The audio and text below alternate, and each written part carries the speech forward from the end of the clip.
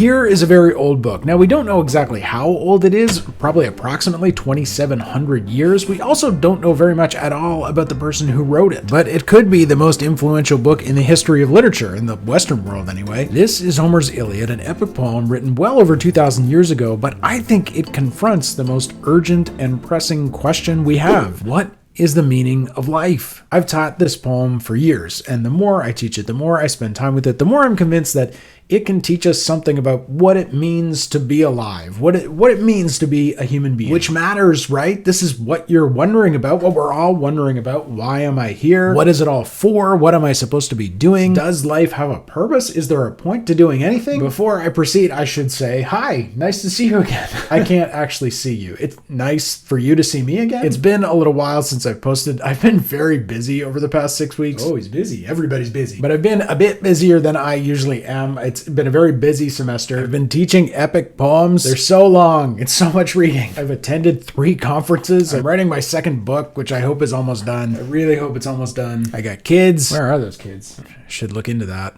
They're fine. Anyway, I've been neglecting my YouTube responsibilities, so it's nice to be back. So let me tell you a story. It's about this Trojan prince, Paris, who sails to Sparta, where he's hosted by the king Menelaus and his beautiful wife, Helen. Paris is extraordinarily beautiful, very handsome guy. So handsome, in fact, he was played by Orlando Bloom in a movie version of this story. That's how handsome. And Helen is not just beautiful, she is reputedly the most beautiful woman in the world. Paris falls passionately in love with Helen, and so he leaves, gets back on his ship, and he takes his host's wife with him. It's possible that Paris's feelings for Helen are mutual, that Aphrodite has cast a spell over her, and that she has fallen passionately in love with him, but it's a bit ambiguous. She may have been simply taken against her will. Menelaus, her husband, is understandably irate. He appeals to his brother, Agamemnon, and a number of other Greek kings, and they respond by waging war against the city of Troy. They assemble a force and sail to Troy to get Helen back. And the war lasts for 10 years. Now, as I said, I think this strange, very old story about a war between Greece and Troy, the Achaeans and the Trojans, can tell you something about the meaning of your life. So how does this bizarre, backward conflict mean anything to you living as a human being in the 21st century? When we hear about this war, 2 armies of men fighting over one beautiful woman for a decade, it sounds pretty stupid. But here's a curious thing. Many characters in the poem believe this is stupid too. Many of the characters in this poem will argue throughout, both on the Trojan side and the Achaean side. They will argue that the cause of this war does not justify the cost. Homer's Iliad is filled with countless casualties, often presented to us quite graphically. We see the deaths of innumerable men as they fight to either keep or retrieve Helen. And frequently, as you read this poem, I think you find yourself asking, why are they doing this? Why are these people sacrificing their lives to get this other guy's wife back? Why are these Trojans willing to risk their lives to protect Paris so he can have this ill-advised affair? Superficially, this poem seems to be about this great adventure, this extraordinary endeavor to either retrieve or defend this paragon of beauty. But when you dig deeper, something else seems to be going on. A very slow and loud truck is going by outside. Throwback for the subscribers. This truck is killing me. It will not go away. Hey, speaking of which, while this truck drives by, why don't you subscribe to the channel? I would really appreciate it. Homer's Iliad begins 9 years into the war, so already these men have been fighting for a very long time. And we see questions emerge from a variety of directions, asking us, why should we continue fighting? Is Helen really worth fighting for? For example, relatively early in this poem, in book 3, there's this moment where Helen walks out to meet with King Priam. Priam is the king of the Trojans, and also Paris's father. So Helen is going to sit with Priam. She walks across the battlements of this fortified city, Troy, and she's seen by these old captains. So they waited, the old chiefs of Troy, as they sat aloft the tower, and catching sight of Helen moving along the ramparts, they murmured one to another, gentle, winged words. Who on earth could blame them? Ah, no wonder the men of Troy and Argives under arms have suffered years of agony, all for her, for such a woman. Beauty, terrible beauty. A deathless goddess, so she strikes our eyes. But still, Ravishing as she is, let her go home in the long ships and not be left behind. For us and our children, down the years, an irresistible sorrow. A little later in the poem, there's this Trojan Antenor who, at a Trojan council, makes the same argument. He says, look, it's been long enough. We ought to give Helen back. But Paris says no. He refuses to do it. Paris refuses to give Helen back, and the rest of the Trojans seem unable or unwilling to compel him to do so. And the Achaeans, the Greeks, have this same debate. Achilles, the greatest Greek warrior, at one point quits the conflict. He quits the battle because he feels disrespected by his commander Agamemnon. And of Agamemnon and Menelaus, Achilles says this, are they the only men alive who love their wives, those sons of Atreus? Never. And so Achilles, the great Achaean hero, he hits on the absurdity of this whole arrangement too. Why are all of us fighting to restore this woman to her husband? We have wives. We have families back home who are waiting for us. Why would we die to preserve this other guy's marriage? So I'm beginning then with a problem. There's a problem in this poem. There's a problem in this story, which is that this conflict is not about what it seems to be about. The loss of Helen does not seem to be sufficient to substantiate, to explain their continued involvement in this conflict. And so then we need to look around, I think, for other causes for this war. Why are these people doing what they are doing? And this is, I think, where the poem starts to tap in to something, I don't know if I want to say universal, but certainly persistent, something deeply rooted in human beings. What would you be willing to fight for? Is there a cause or some purpose to which you could dedicate your life? And aren't there all sorts of lives, kinds of causes that would be a waste of your life? See, this is, for the characters in this poem, they are all deeply concerned that they might be wasting their lives. They've been at this for a decade. And virtually every character in the poem asks at one point or another, am I wasting my life? Have I made some terrible mistake with my time? See, Achilles, it seems, is motivated by glory. This is why he has come to Troy. He has been told by his mother, who is a goddess Thetis, that he has this destiny, this fate. He will die on the fields of Troy, but he will be remembered forever. And this for Achilles seems like an okay trade. You die relatively young, but you will live forever in memory. That's sort of attractive. Maybe we aren't really motivated by glory, but we're sure motivated by fame, by recognition. Those are things we can really understand. Achilles gets in an argument with his commander Agamemnon, who's the leader of the Achaean forces, and he quits the war because Agamemnon disrespects him, because Agamemnon strips Achilles of his glory. And this initiates for Achilles a kind of existential crisis, because he thinks, well, I was here for glory. If I'm not going to get any glory and I'm still going to die, what am I doing here? Agamemnon seems to be in this, partly for his brother, but mostly for money, maybe for power. But Agamemnon's not really interested in territory. Mostly what he wants is wealth. He knows that Troy has these riches. He wants to burn the city down and take all of its treasure. So the pursuit of money, this is familiar to us, I think. How many of us spend our lives pursuing wealth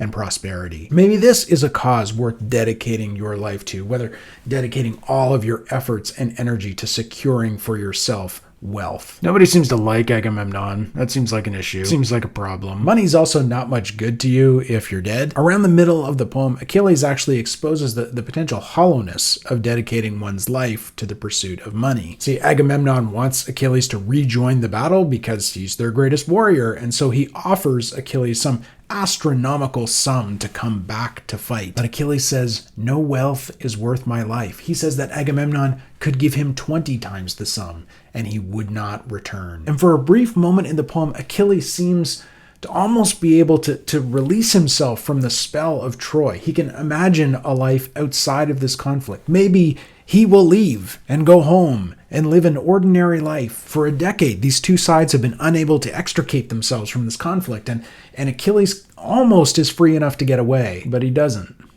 Or he can't. This poem, I think, confronts us with the most pressing and most contemporary question. We are not on the fields of Troy, and we may not be fighting for our lives, but you are a mortal being here for a limited amount of time, and you have to decide what you're going to do with that time. What is the cause? What is the purpose? What is the thing to which you will dedicate all your energy and your efforts. And this question of payment, I think, is deeply pregnant with meaning, because it makes explicit this core question in the poem: what is your life worth? What is the value of a human life? There are moments in this poem, in the heat of the battle, where we will see characters, sometimes relatively minor or anonymous characters, beg for ransom. So they'll be defeated on the battlefield. And there's this custom where if your family had money, then you could be taken prisoner and your family would pay to get you back. This is part of the economy of pre-modern warfare. So in these moments, we see that human lives are ascribed a specific monetary value. What is a human life worth? But those moments are juxtaposed by these other moments of deep feeling and maybe even love. Perhaps the most famous such moment, the one you remember if you've read the Iliad before, is this meeting between Hector, the greatest Trojan hero, and his wife Andromache. There's a moment in the poem where Hector leaves the battlefield, returns into the city, and goes to see his wife and son. Hector encounters his wife, and she begins to weep. Andromache, pressing close beside him and weeping freely now, clung to his hand, urged him, called him, "Reckless one, my Hector, your own fiery courage will destroy you. Have you no pity for him, our helpless son, or me, and the destiny that weighs me down, your widow now so soon?" Andromache is afraid that her husband will meet his end on the battlefields of Troy, and indeed he will. In moments like these, Homer seems to suggest that human life is actually priceless. The value of Hector's life to Andromache is incalculable. There are moments throughout the poem, countless Trojans and Achaeans are ground down by the war. They fall on the battlefield and fall into darkness. The poem seems to engage throughout with this idea that maybe human life is meaningless. Maybe we are all soldiers who fight on a battlefield for a pointless cause, only to die. And in some fundamental sense, there is no difference between the most extraordinary humans and the most ordinary. You and me, we're mortal. Achilles is mortal too. At the same time, though, one of the features of this poem, one of the most striking things about it, is that Homer repeatedly, incessantly, really,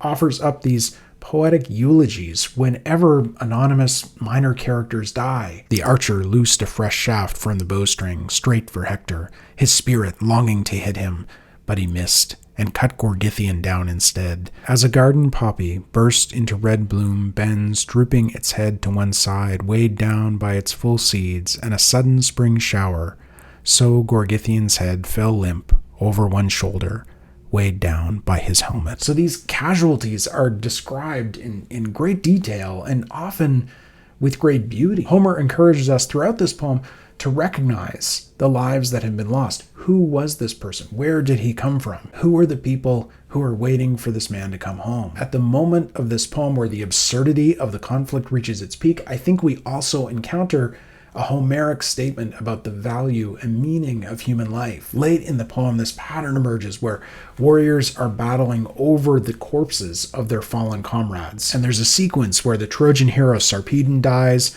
and there's a battle over his body, and then his body becomes buried under all the bodies of people fighting over him. So you get this deeply absurd image of people who are willing to die for someone who's already dead. There is no utility whatsoever to this enterprise. It's purely death for the sake of death. And then in the heat of this conflict, Achilles' beloved Patroclus falls too. Hector finishes him off, takes his armor as a trophy, and then there's a ferocious battle over his body. And in this conflict, it's Menelaus, the man for whom this whole war is being fought, who fights for Patroclus most of all. He stands over the body and protects it so that it can be returned to Achilles. And in this moment, I think Homer's argument becomes clear. Human beings are not simply dust. We are not meaningless entities that walk upon this earth for an instant and then we're gone. In a moment like this one, Homer seems to affirm that our lives matter. And the evidence for this, or maybe the reason for this, in the Homeric account is because we matter to each other. In the Homeric account, human beings are not interchangeable. They are irreplaceable. And so in an extraordinary way, I think this poem ends by pointing us